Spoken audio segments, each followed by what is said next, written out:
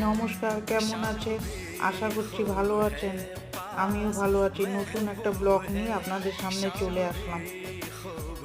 তারপরে একটু চা করে নিচ্ছি। চা দুধ দুধে চা বসালাম না, একবার চা সকালে খেয়ে নিয়েছি। ফ্রেশ ট্রেশ হয়ে চা খেয়ে মেয়ে রান্না করে দিয়েছি, এবার আবার একটু চা করছি। মেয়ে বেরিয়ে গেছে, চা করে নেবো। এই শীতকালে বারে বারে চা খেতেই ভালো লাগে, না হলে খুব ঠান্ডা লাগে। ওই জন্য আর দুবার করে তো আমাদের চা খেতেই হয় সকালে। চাটা করে নেবো, আমি আর আমার বর খেয়ে নেবো। বর চলে যাবে বাজারে, তারপরে আমি আস্তে আস্তে কাজ করবো।